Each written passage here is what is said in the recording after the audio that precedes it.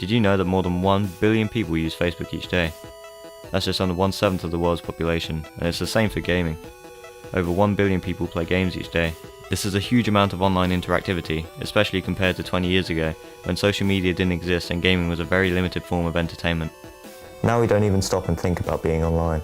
It's just become second nature, or a habit, depending on how you look at it. My name's Matt Binnington, and I'm going to find out whether social media really does have a positive or negative effect on people's social lives.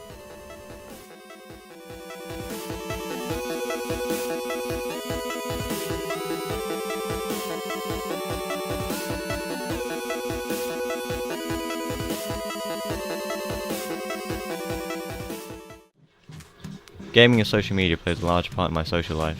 I didn't always live here on the island. I grew up in Gosport over on the mainland, so when I moved over, social media and online gaming became the main source of contact for me to stay connected to my lifelong friends, and help me make some new ones in the process. There are positives and negatives to social media. An obvious positive is that it allowed me to stay in touch with my friends ever since I moved over. But there are definitely negatives. Things like addiction to being online and cyberbullying can drastically damage people's lives.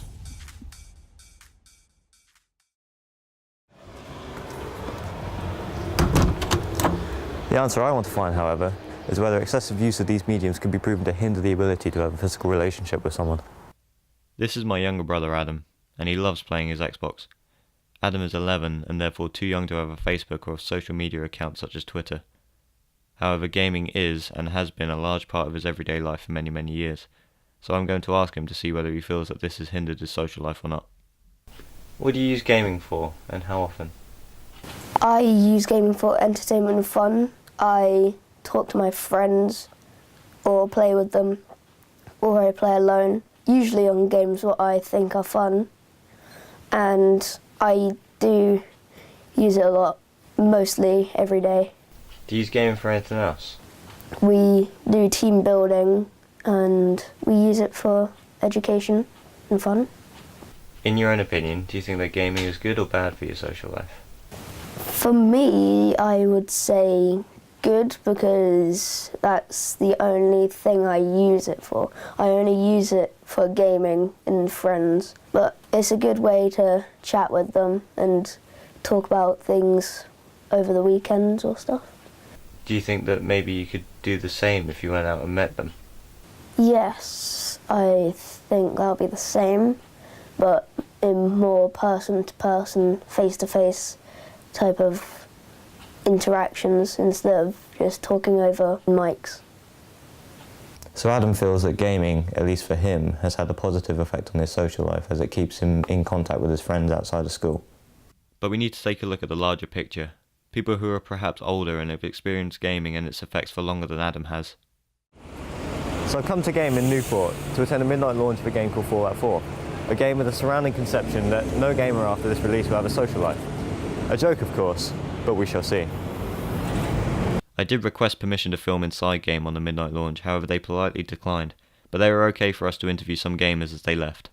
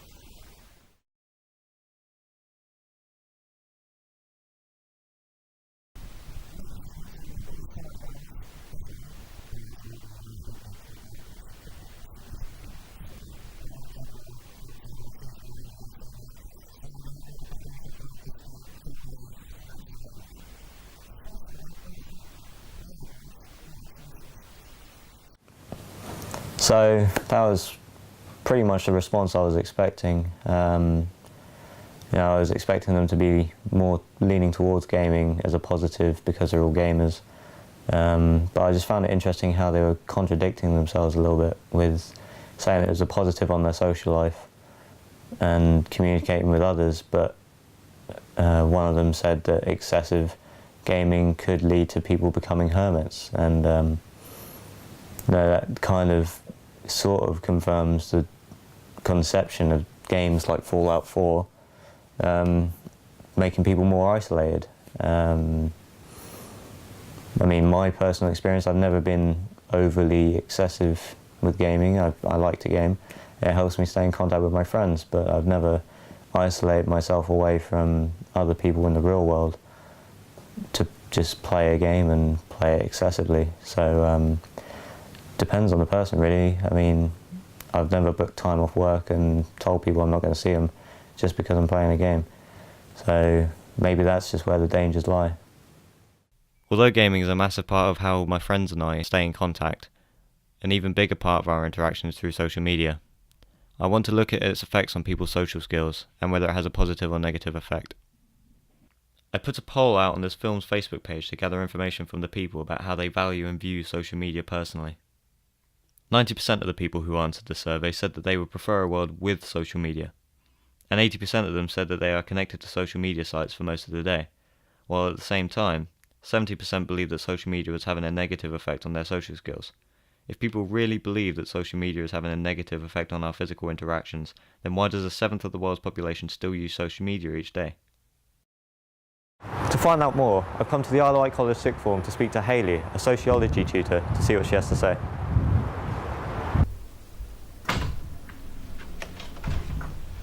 Hi, how you doing? Good to meet you. In your opinion, do you believe that social media and gaming have a positive or negative effect on people's social skills? Young children build their social skills very early, so that kind of primary socialisation from when you're born to when you're about sort of 5 or 6. Now, most children haven't been that formally introduced to technology early in those stages, so they're building their social skills at a very young age, and presumably a lot of those will last through their adolescence and adulthood as well. But it's interesting because I think popular media likes to suggest that it has a negative impact. There's also evidence to suggest that young people are much less deviant now because they tend to stay indoors and access social media and games and things online rather than actually go out, you know, having fights, vandalising and drinking. Do you think that social media has lessened the value, meaning and importance of building an actual physical relationship with someone? It's difficult to tell. I mean, social media has actually promoted relationships in a lot of ways through dating agencies. People who were maybe more isolated previously have actually managed to meet people through those contexts as well. So I think with all of these things, there's an argument to say that it has had a negative impact, but then equally there's an argument to say that in many ways it's brought people together. Do you believe that gaming can change a person's character or personality? There's psychological research to suggest that desensitization is something that can happen. So through playing very violent computer games, you can become desensitized to those forms of violence. Do you think that society has become too dependent on social media and gaming and just technology in general? I think that extremes of anything are not desirable. So to be too heavily involved with something or to be too anti something, extremes are never really a positive thing. I think most people manage their interactions with these things. You know, they can dip in and out of them. It's not sort of all consuming. I think we do become dependent. As with new technology, there comes a new way of living, and I think we do become dependent on it. So I think Hayley brings up some very interesting points. She talks a lot about the extremes and where that can lead people. She talks about how children at a very young age, they're being born into the age of technology, so they're being introduced to all this advanced technology that we have today at a very young age, meaning they're more adaptable and more susceptible to this kind of technology. She also brings up the point about how social media and games, they can be seen as another alternative to children and teenagers going out in the streets, possibly drinking and vandalising things, but obviously that isn't the case for every single person, but it does raise an interesting point. However, as I am a student, I would be interested in finding out how excessive use of social media can affect other students. So I've come to speak to college chaplain Margaret Fraser to see if social media really does affect the students.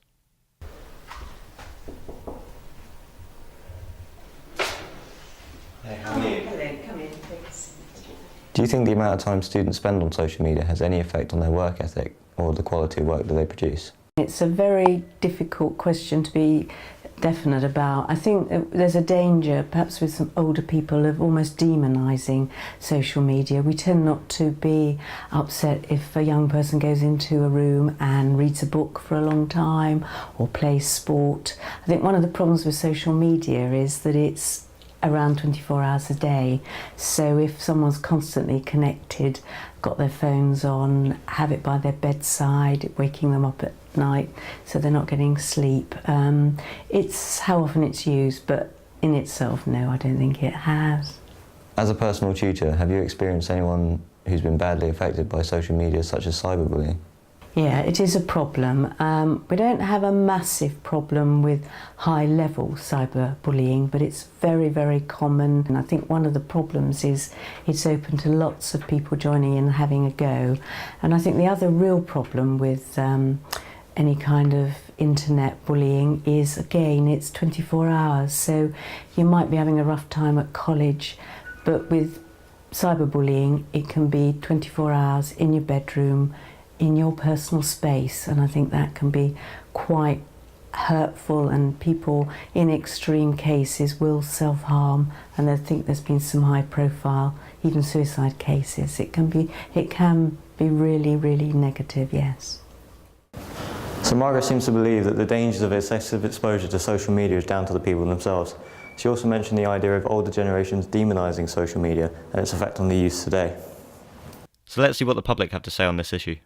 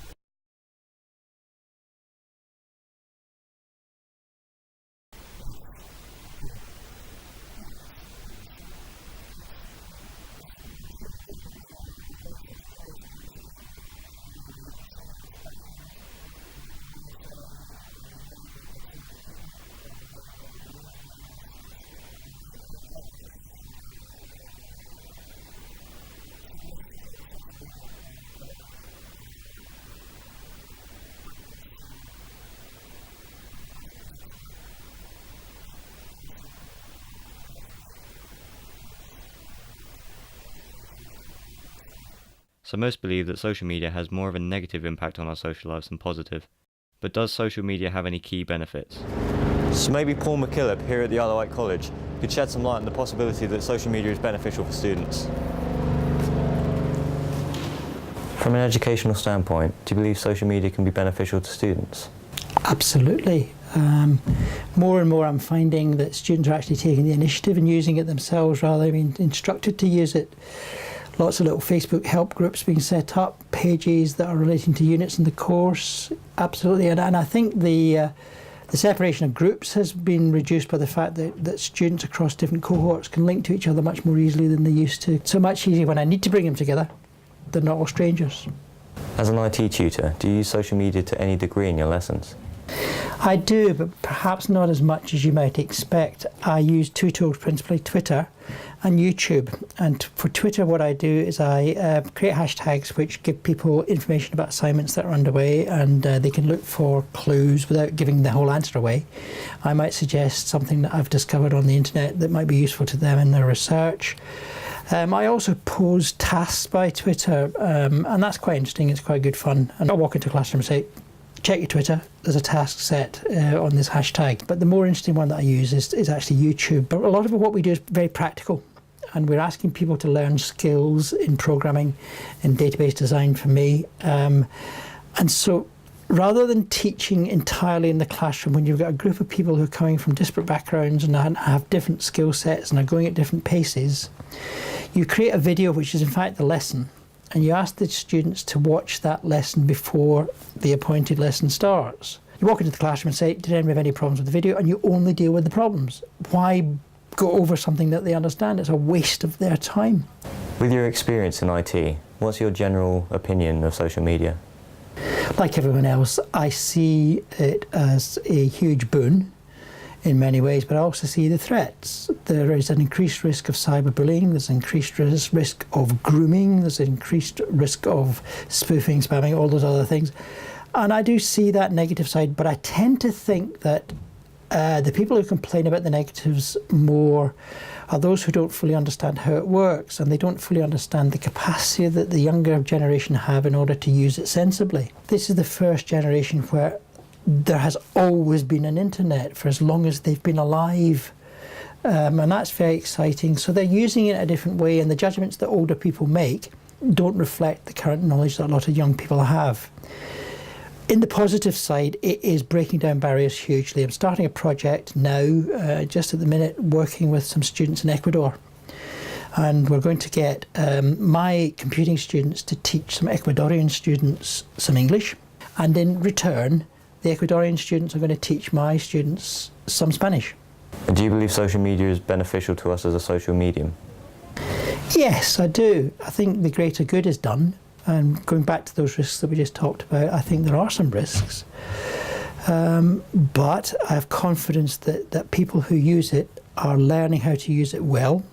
There's enough publicity for people who don't know how to use it well. They can go and find out how to use it well. Of course, there will be people damaged and hurt. You know, I don't suppose anybody would suggest that we take away the motor car because people get knocked down. And I think I look at it in the slightly same way. People die from motor cars and people get hurt by social media, and it's our job to educate people to use it properly. But yes, very much so I'm in favour of social media. So I found what Paul said to be very eye-opening. His points were very, very good. He talked about social media being a tool, and that we should be taught to use it safely and don't overuse it, because therein is where the dangers lie. Excessive use of social media can then negatively impact your real life. So through my brother and the people that attended the Fallout 4 launch, I can say that I do believe that gaming does have a positive impact on people's social lives, mainly because it allows them to have an exclusive online social life that you might not normally be able to achieve in real life. And for some people that might be a challenge, so having an online social life, which might be easier for some people to achieve, helps solve that issue. So Hayley and Margaret seem to believe that the dangers of social media lie with the students themselves, really, and the overexposure that they give themselves to social media, which results in cyberbullying, which Margaret makes a good point about how there is very little escape from cyberbullying, as it's just constant 24 hours. There's no, unless you just stay away from it, there is no real defense against it. And she makes a good point about how easy it is to just join in and start harassing someone online. Hayley also believes that excessive exposure can lead to the high levels of anxiety in today's youth, which I'm not surprised, because I also believe that that is a danger. Margaret also made a point about how the elder generation demonise social media for its effect on the youth, mainly its negative effects of just overexposure, being constantly online. So I believe overall people just seem to have a negative view towards social media, rather than looking at its positive effects on people's social lives and the positives that it can bring to bringing people together. And the key point to take away from this, I guess, is just don't overexpose yourself to it. Treat it like a tool, as Paul says. You know, you need to be taught really on how to use it safely and how not to overuse it. And as long as you keep to that, then there isn't much really that can go wrong. So overall, that's just my view. I've changed my opinion. The dangers lie in the excessive use. And, excuse me.